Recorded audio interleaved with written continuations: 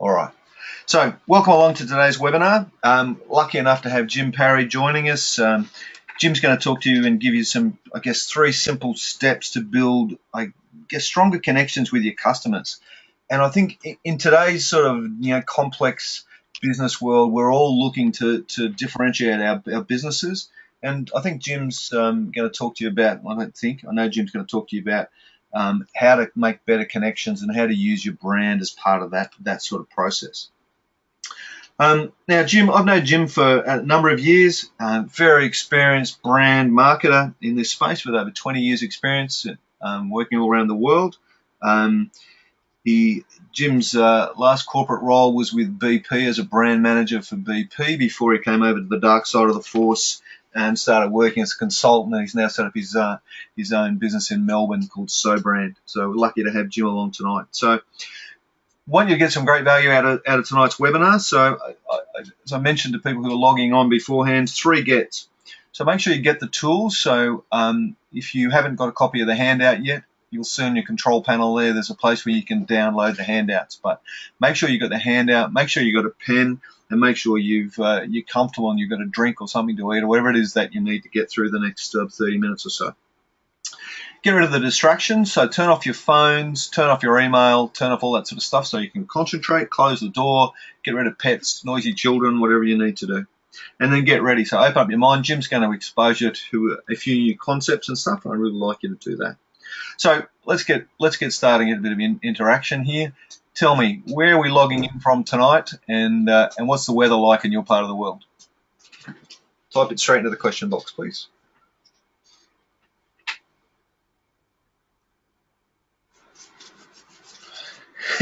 Totally amazing in Perth, Bundaberg, fantastic, hot and sunny. Melbourne's warm.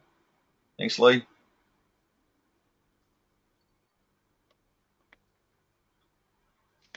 Happy and hot out in Dubbo.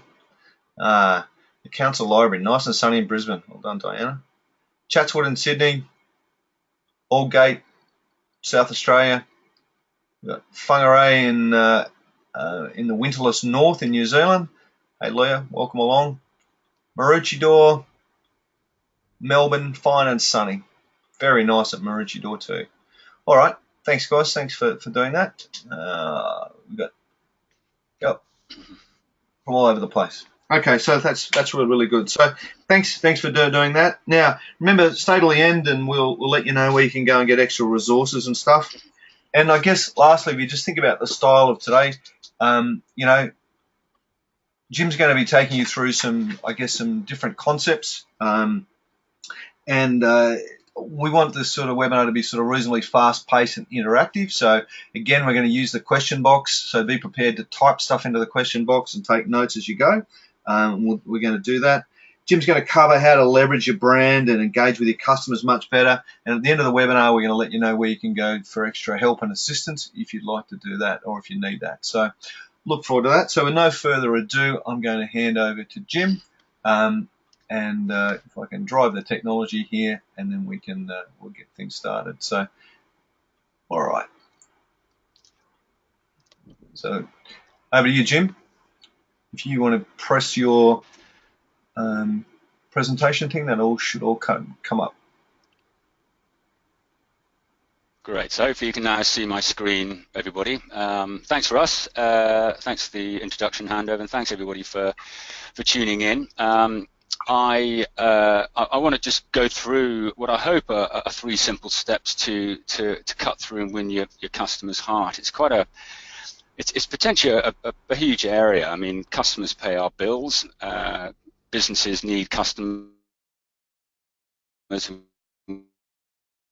We need to build effective and strong and lasting relationships with our customers. So, but as Russ said, particularly for small and medium-sized businesses, we don't actually have a lot of resources to hand. We don't have a lot of investment to put into building our brand through major advertising campaigns and a lot of insight resources to keep doing research around our customers. So as businesses, we're going to have to find agile ways, particularly today, agile and simple ways to operate and find ways to growth, and particularly given that customers have choices, right? So customers can choose across a myriad of services and products, often which are quite similar.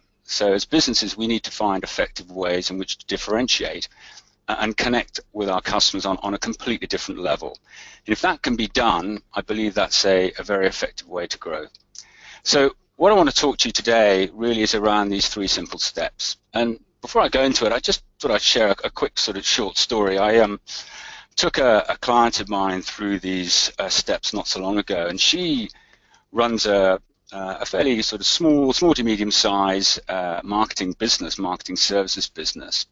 And she had a particular problem in that she found it quite hard, or was having a challenge to create a statement or articulate a statement about where she felt the crossover between her business and her customers in terms of belief was. She really found it quite hard to actually express that, and it felt to her as a barrier because she's finding it hard to actually then drive the business forward in terms of its brand positioning and its communications and offer development.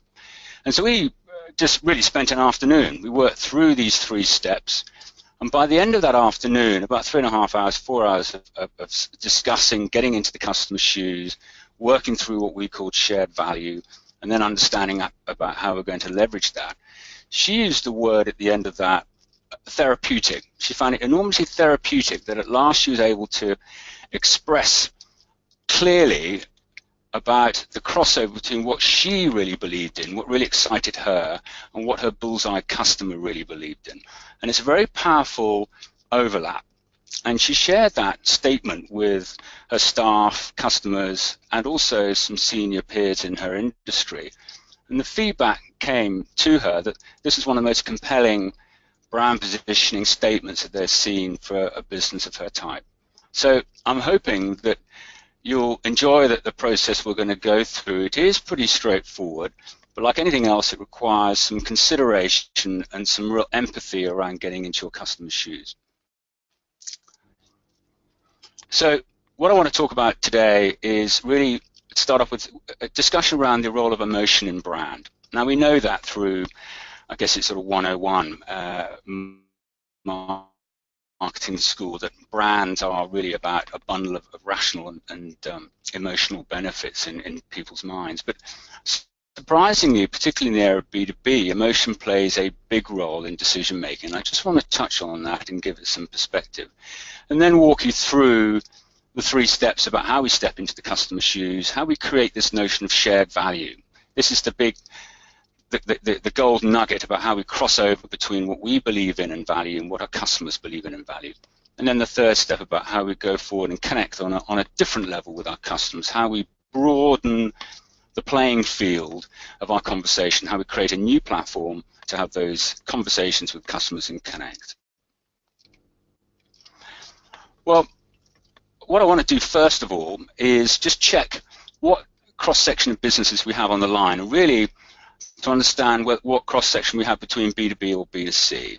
So I'd love to hear, and please use the question toolbox on the right-hand side. Just give me a flavor whether you're B2B or B2C. So if you're B2B, does your business concentrate mainly on business customers?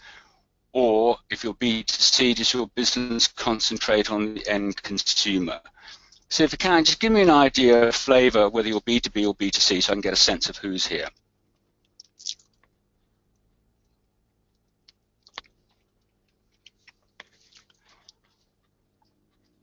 So I'm seeing some B2B, fair amount of B2B coming through. Yeah, 1 or 2 B2C, but mainly sort of business to business. So, but some B2C as well. So that's kind of that's great. So I think some of the principles around this emotional connection with customer really apply both to B2B and B2C, but it helps to sort of help sort of steer the conversation a little bit. So thank you for that. Okay. Right, so what I want to do is just perhaps give you some context around an example. It's one of my favorites, and some of you have heard this before, may have heard me speak about Zappos before, and I don't know whether you're aware of Zappos, but they are a very successful American online retail business, primarily selling shoes, a whole range of products they sell, but primarily shoes. Zappos, they were bought by Amazon.com, I think, in about 2007 for about $1 billion, and they had a rapid growth over years preceding that acquisition, an incredible growth rate. And one of the things that Zappos did right from the beginning, and it's important to say this because I think often when we share well-known examples, you could be forgiven for thinking, well, actually, yes, they're big, they have the resources, of course they can do these sorts of things.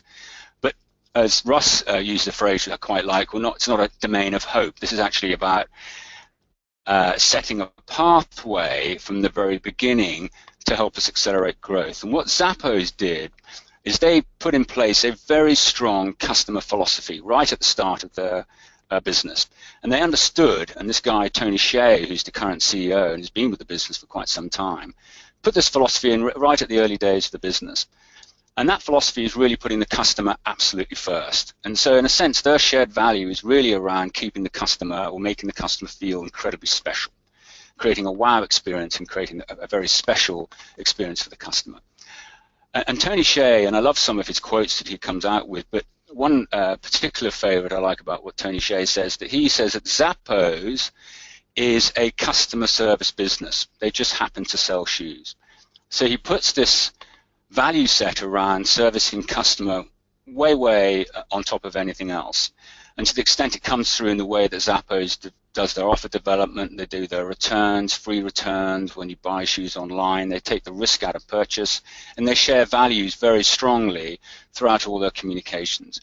And so it's a good example, I think, in the sense that you can achieve accelerated growth by being very customer focused and dedicating the whole business operations and the whole business philosophy to that particular aim. So it's a good example, I think, of shared value, and in this case, creating very special customer moments or making the customer feel very special. But it's a journey, as I said. And so we have a number of tools that we can use to help us along that journey, and indeed a myriad of business tools. But the ones that I think are most relevant around this particular conversation of connecting, brand connection with customer, are your vision. So it's very important to be clear about where you want to be and completely dedicating yourself to that vision, updating it where you need to be, but articulating that vision too. Values, again, as you know, very key about expressing your belief set, how you operate and what you stand for. And sustainable competitive advantage, for those of you either involved with Mindshop or work with myself or Russ using Mindshop tools, will be familiar with the notion of sustainable competitive advantage, i.e. how you're going to win based on what your customers view is very important and what fits your business. But the key that I want to focus on in this discussion is really around the brand positioning, your emotional connection that you establish with both your customers and your staff. And your staff here are really important, because indeed, if you have staff working for you, they're the people who are going to ultimately deliver what you need to be delivering in terms of your business growth and your connection that you wish to establish. So they have to live it too. So they're a critical part of this emotional connection. And then, of course, we have brand proposition about the value of your customers. So I want to talk about this brand positioning, this emotional connection. So, to state the obvious, what is this? What is brand positioning? Well, a position a brand has, in my view, is really simply a person's gut feeling or a customer's gut feeling they have about a product, company, or service. So the point here is not about what you think it is, it's about what your customer thinks it is.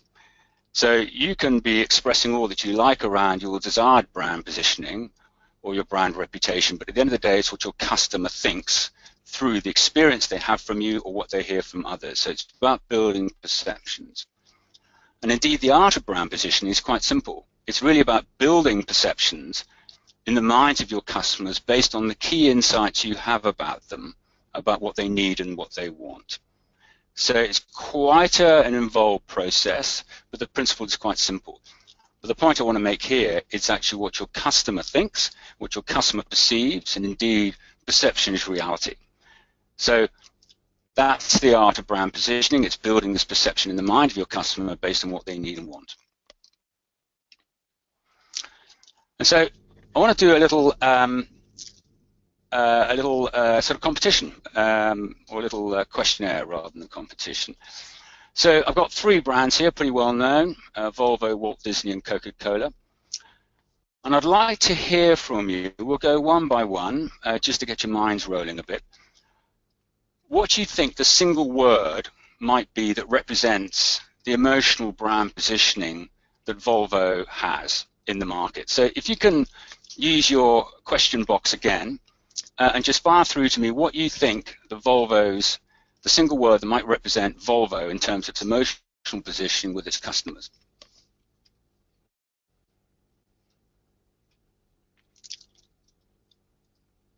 What have we got coming through here? Yes, safety, elite, safety, premium, safe, secure, reliability. Yeah, great. Yeah, well done. It's safety. So Volvo kind of owns safety. They know that it's an area that absolutely resonates with customers, and as a car brand, they kind of own this area, this emotional territory of safety. Walt Disney. What do you think about Walt Disney?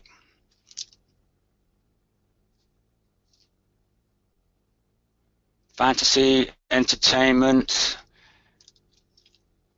happiness, fun magic, fun fantasy, family fun. Yeah, along the same lines, it's magic. So Walt Disney, Magic Kingdom Park, a lot of the conversation, the narrative, the communications, the way they ask employees to step into role around magic characters, very compelling. And the last one, Coca-Cola. What do you think Coca-Cola's single word is?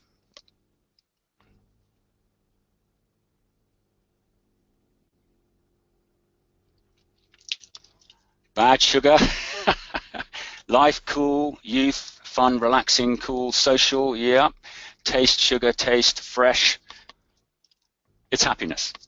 And indeed, Coca-Cola right now, if you Google Coca-Cola happiness, you'll see all sorts of examples of the way Coke do this.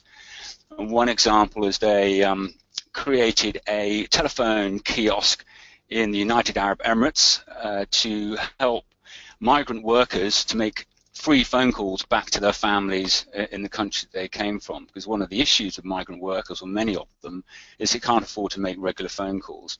And so Coke created this branded telephone kiosk where all the migrant workers had to use the bottle top of a Coke bottle instead of a coin. And so they brought people together, created a video, and that video then goes viral. And it starts to build this conversation around happiness, not about the fizzy drink or sugar, it's about happiness. And so the thing that we notice about all of these individual words is that in themselves they've got nothing to do with the product or service that they're offering. But what they are, in fact, is a very powerful emotional platform that gives the organization permission to expand upon in terms of offer development and communications and marketing. So it's a very powerful way to broaden your conversation way beyond your individual product. And so if you can own that platform or start to express that platform, it's quite powerful. So emotions, those are consumer examples, but what about B2B? And so there's a lovely analogy I wanted to share with you that starts to talk about the role emotion plays in B2B purchasing and buying. Now, this elephant and rider analogy comes from a guy called Jonathan Haidt. He wrote a book called The Righteous Mind, Why Good People Are Divided by Politics and Religion. And I think at the end we're going to give you a link to access this book if you wish. But I've taken a grab from the book, and also I've got a couple of grabs from an excellent paper written by Google and Corporate Executive Board talking about the role of emotion in B2B purchasing. And again, I'll make that paper available to you, but it's really, really good reading.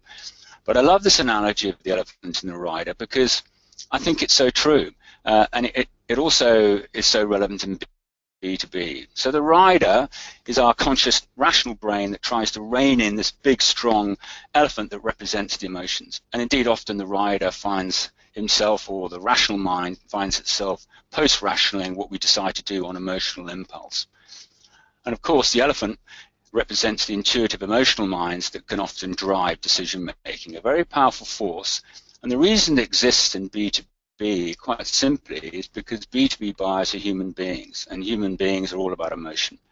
And so in a B2B context, it's really important to understand where emotion plays a role. And in B2B, it particularly comes down to where there is personal value, rather than just business value, where personal value occurs.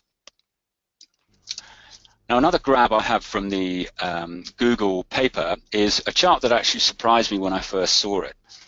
And it shows the percentage of customers across the survey that they conducted who feel emotionally connected to a brand, whether it be a B2B brand for B2B customers or a B2C brand for consumers. And surprisingly, a lot of B2B brands actually have a higher place in emotional connections in a buyer's mind than a consumer's relationship with a B2C brand. Now, I guess this is because often the stakes are higher in a commercial or business context. And so your particular reputation or your business or your social standing or your career could well be on the line. And so therefore, an organization that connects and gets this right and services you right and gets your problems and solves your problems right is probably going to achieve a higher degree of connection with you, particularly when those brands understand the personal value that a buyer gets out of that relationship with the brand. So quite surprising and quite interesting.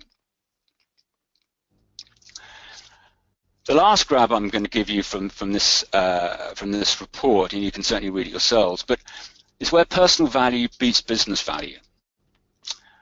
And so the impact of perceived brand benefits on a potential commercial outcome or a decision about whether to buy a particular service or product within the B2B context, business value is seen really as clearly critical, but a ticket for entry.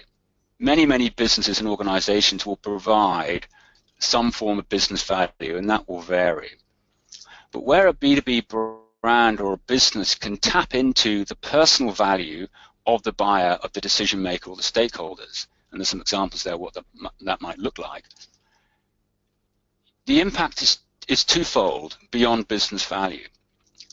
So it's enormously powerful to recognize how individuals operate and what they look for emotionally for themselves, as well as trying to do the right thing for the business they either own or operate. So it's a very important component. So into the steps. So what do we do? How do we start? And I want to keep this as simple as I possibly can, because I think around brand positioning and brand marketing, there's a lot of complexity talked about. So I think it's really important, like we said at the beginning, being relatively small businesses and not necessarily having the resources around us, to keep these things simple and focused. So step one, quite frankly, is to start with your customer and their emotions. And this is about building a pen portrait. It's naming your bullseye customer. Or those of you who have heard Mindshop people speak about customer, we often talk about zebras, the perfect customer that you want to go for in terms of accessibility and what they spend and attitude.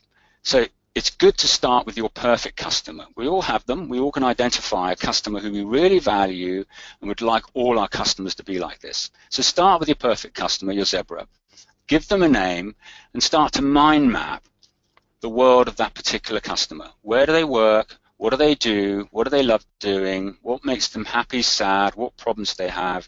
What's a good, bad day? And start to build a map and a pen portrait of who your customer is.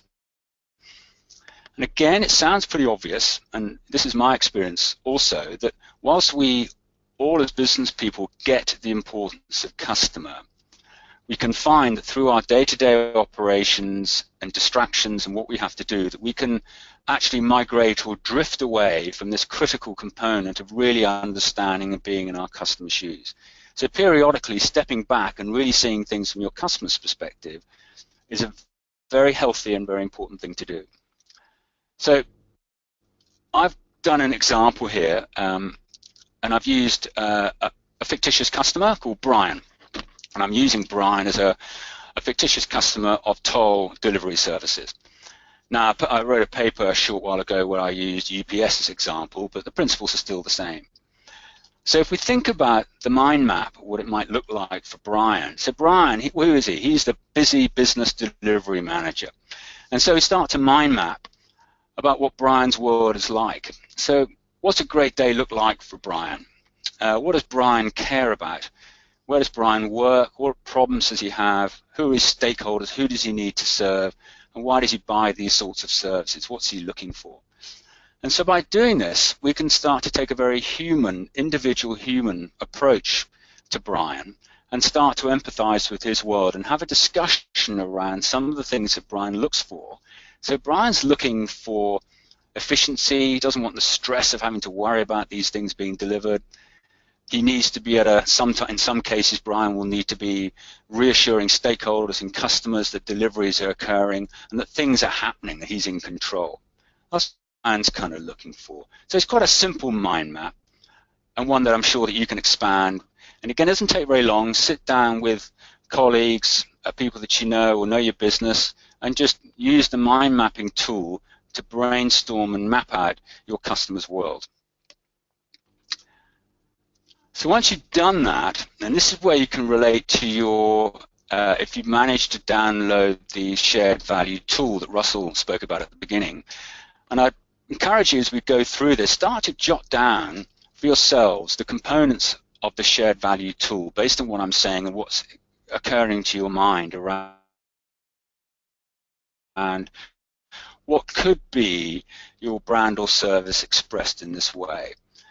And often your first thoughts are going to be the most potent ones, so it's well worth just having a quick go as you go through. But let me just talk you through the tool. So we start with your target customer, your Zebra. So we think about Brian, right? So Brian, the busy delivery manager, he's the target audience, or an example of target audience.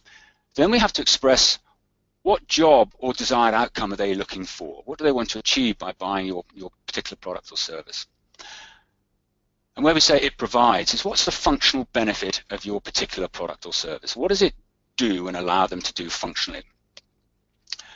And your product or service will offer, hopefully or generally, some sort of point of differentiation.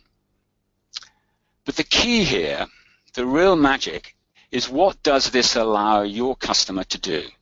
So you're thinking about what you believe in as a business and what you care about and what gets you excited. Where does that start to cross over with what your customer cares about or gets excited? So we think back to the Volvo or the Coke examples.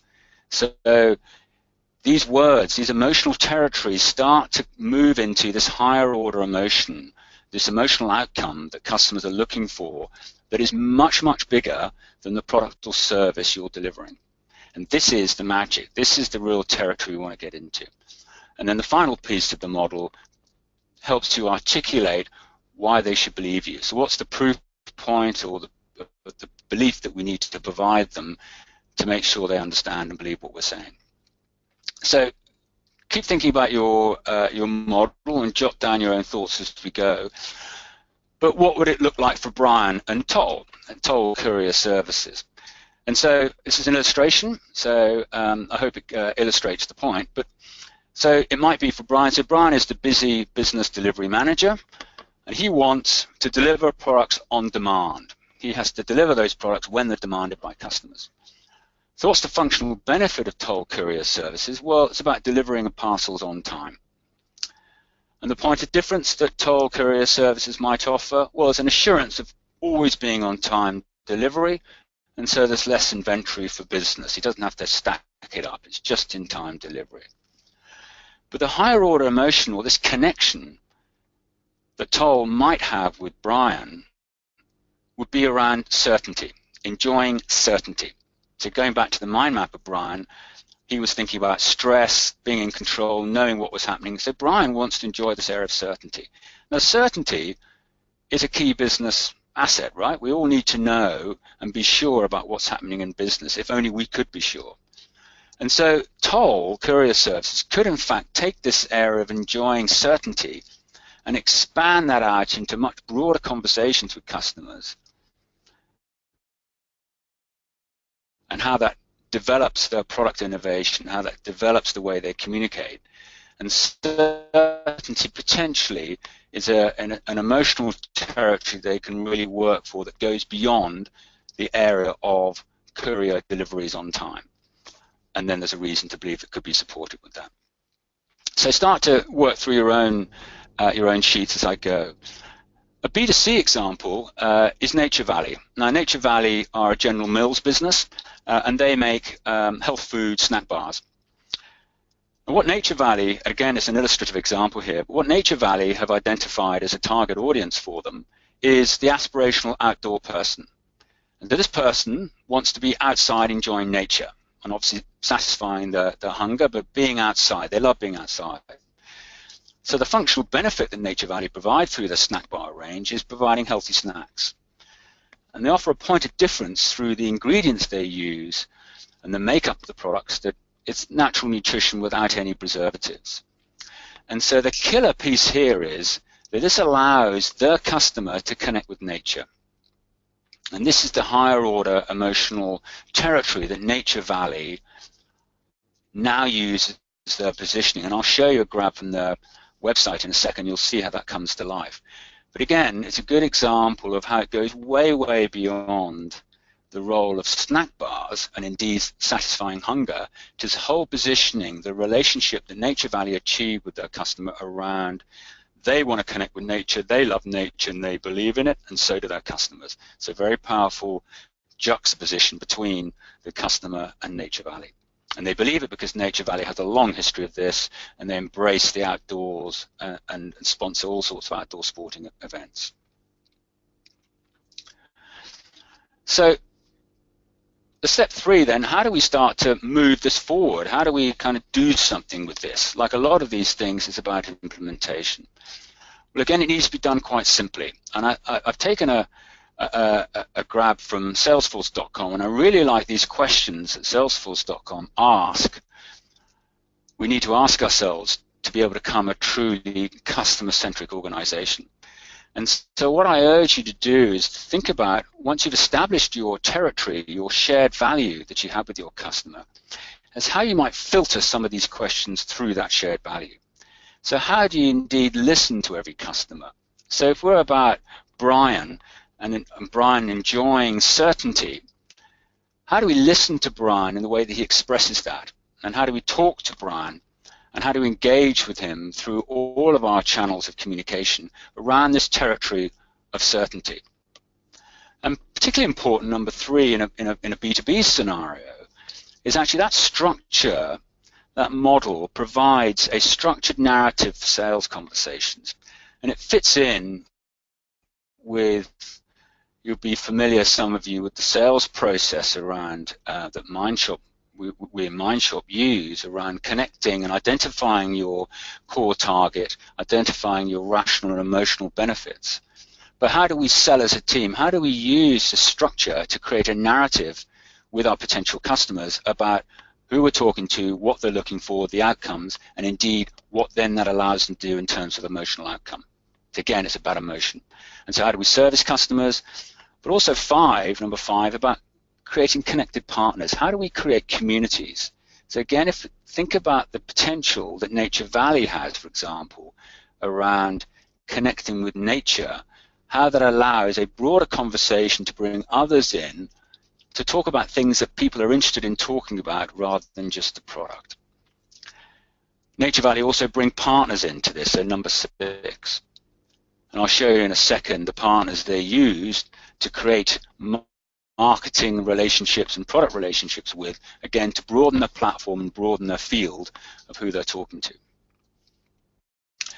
And also number 7 and 8 is about how we connect our products, how we develop our innovation through this filter of the shared value. So how do Nature Valley use connecting with nature as a filter to develop their product innovation, and always staying on track with this identified shared value that they have with their customer?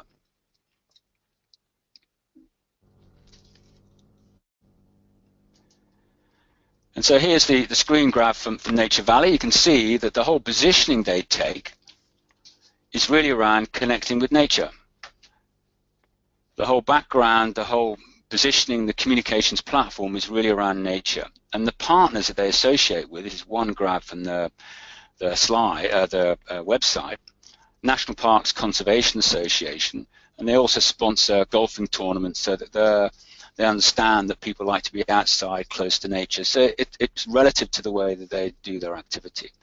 And they also create connected conversations. You'll see in the small print just above where National Parks Conservation is, around partnering with organizations that share their mission of encouraging people to #get out there. So they're really championing this cause of connecting with nature, being outside, and being natural and living healthy.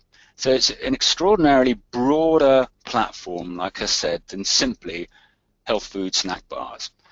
And so I think as businesses, if we can get to this territory, it's enormously powerful. And finally, I mentioned Zappos at the beginning. The principle's the same.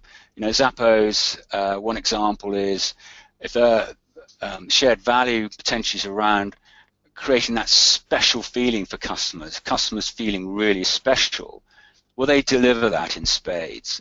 And one thing they do is fast, free shipping and return, so they take the stress or risk out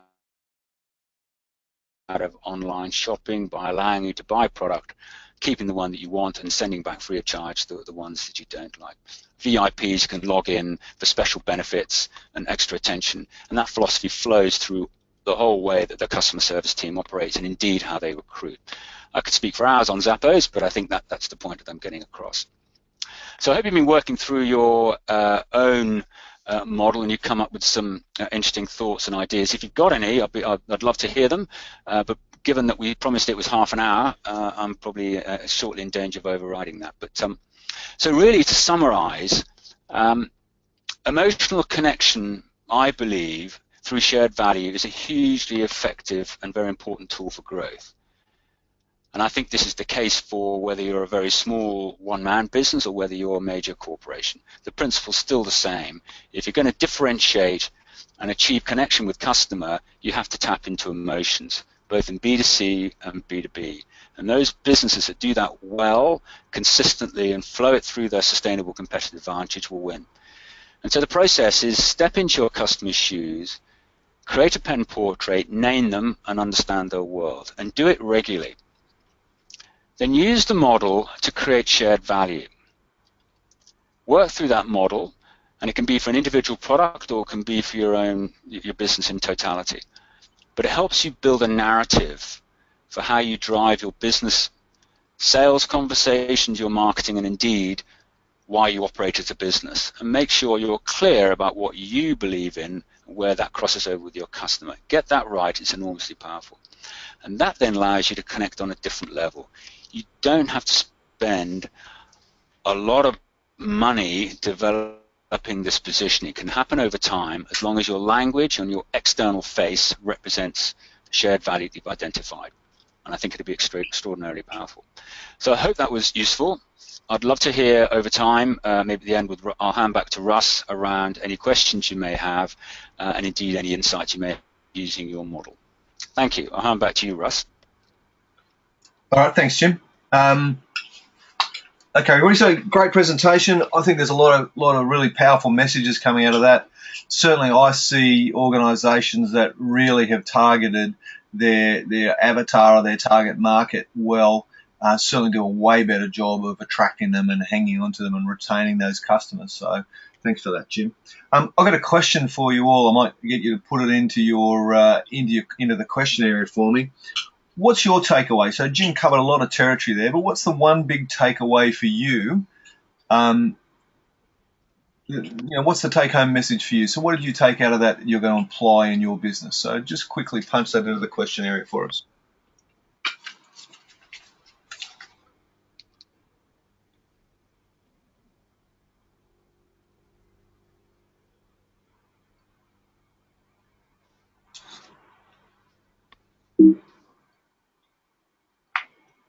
Yep, so we got here. Build the narrative, shared values. Yeah, think beyond just talking about your product. Really good stuff here. Connecting emotional wants to outcomes. Yeah, that's critical. Allowing them to tap into customer emotions. Yeah, so tap into customer emotions. Yeah, identify with the core customer and find some shared value. That's excellent. Yeah, tap into people's emotions. Using structure, personal value does count, not just not just the business value. Yeah. Get high emotional connections. View your business from the customer's interaction standpoint. That's really important. Yeah, got some stuff here. Yeah, it's good stuff. Well, I did ask you to type some stuff and you've all gone crazy, so that's fantastic. That's another one here. A simple concept, probably harder to implement than to do. Yeah, I think that's true. The challenge with implementation is you can either do it yourself, the trial and error method, or you can speak to somebody like Jim or myself to help you along the way. So, so some of the stuff is, Jim, the concepts are quite simple, but it can be difficult to do. All right, that's great. And then I guess another question for you is, how important is it that you start working on this now from your business perspective? So if you think about your business and where you need to go and what you need to do, how important is it that you start this sort of brand building and this connection with customers now? Just give me a number. So 1 is not very important and 10 is yesterday would be really good, thanks. So just punch a number straight into the system.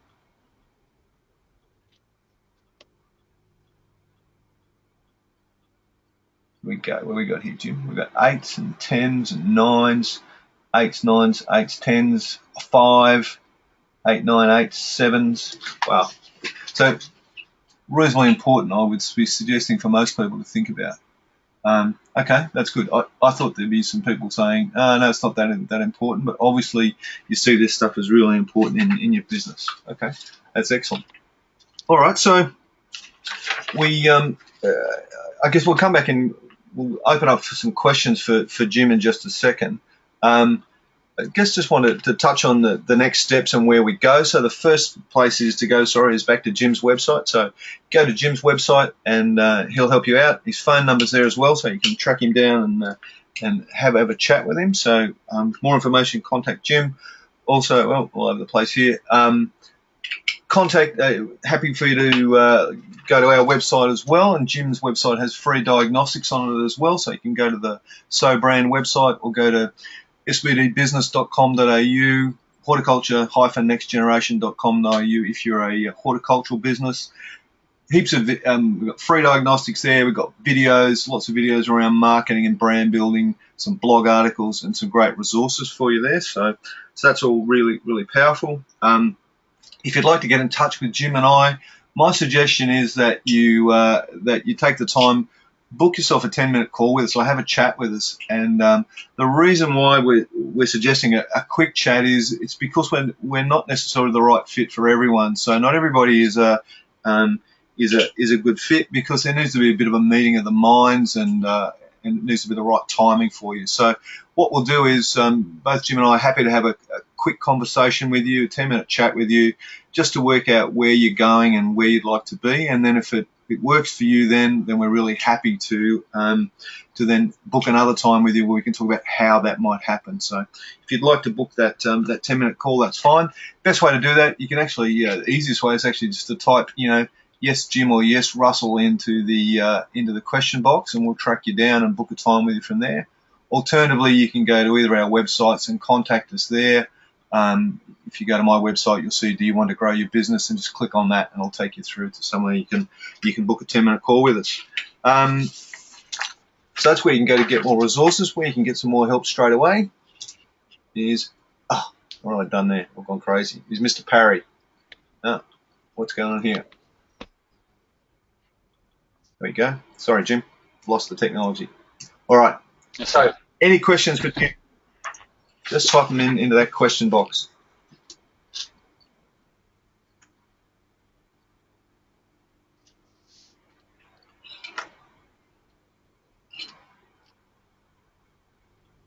Righto.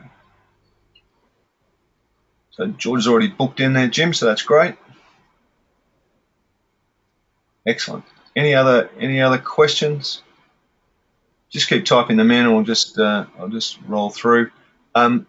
Said we'd let you know where you can get some resources. So if you just go to my website at the moment here, sbdbusiness.com.au/3-simple/steps or -steps. You'll go and see some resources there. And and we'll be putting a recording of this webinar up in a couple of days' time. But if you're busting and want to get a copy of Jim's slides and any of the resources, just go there straight away. It's already up and available for you.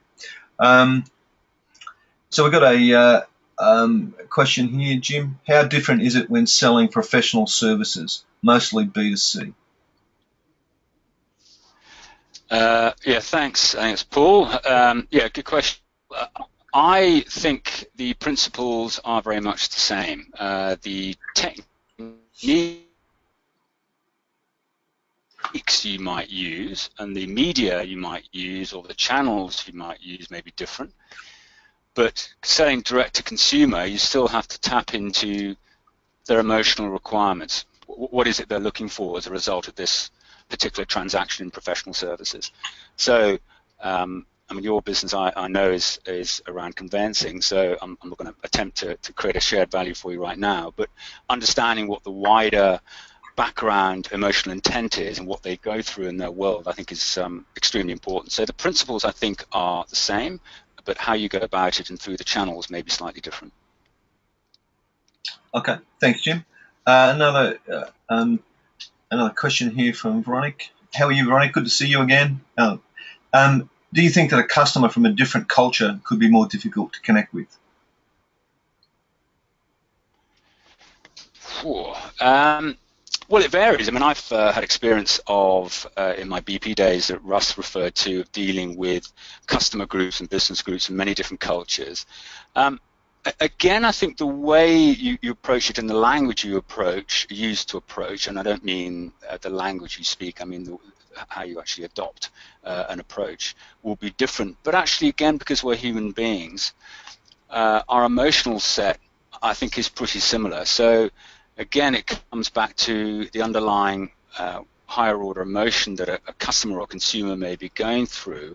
I think are going to be pretty similar, but again, cultural nuances may have to change the way you approach certain things. So I could probably go into lots of different examples, but I think it's really being sensitive, which is why doing the pen portrait of your customer, and again, if there is a cultural component, a cultural overlay, add that into your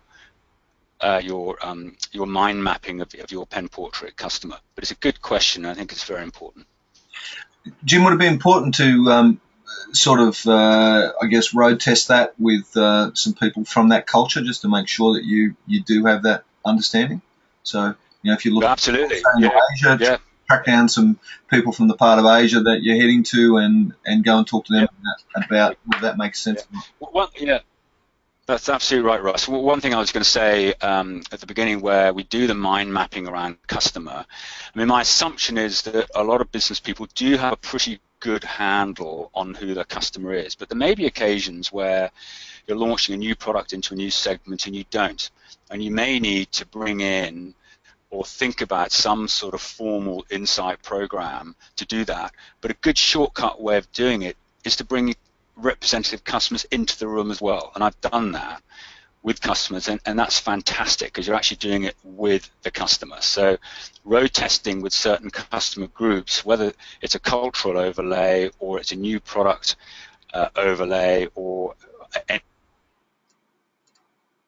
any other reason to segment customer, if you can do it with customer, that's brilliant. Okay, good stuff. And then just one last question here. We've got, I have to read it out, it's a long one. Our business is more B2C. Does this mean our deeper connection point will be more emotion-based and practical-based than B2B? Our friend of the farm service offers door-to-door delivery with unique products. Is convenience or Australian farm/city country connection more important in your opinion in this case? Can you just repeat, Russ, sorry, the business itself? I can't actually see the question, sorry. Sorry. It says, our business is more B2C, yeah? And I think it's a farm-based business. Rowan, give us a little bit of background. I'm assuming you're a farm-based business and you're actually delivering product door-to-door, so unique products. So it's really saying, is convenience more important, or should we be making that country connection more important? Connection with city country.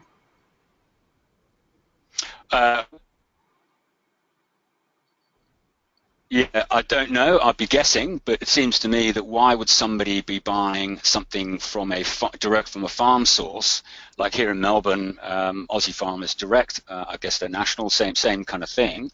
A lot of it's convenience, but I think a powerful component of this is actually the sense that this is coming from a natural source. Yeah. And so, if one can leverage the point of convenience, that it's probably a rational an outcome, potentially a differentiating rational outcome, but the emotional territory could well be green fields, lovely cows, fresh milk, the whole blue sky farm, healthy living thing, because as a buyer for this product, I want my family to grow up healthy and to eat natural food. So that actually is enormously powerful. So I would say they both have a role. One is probably more powerful emotional territory than the other.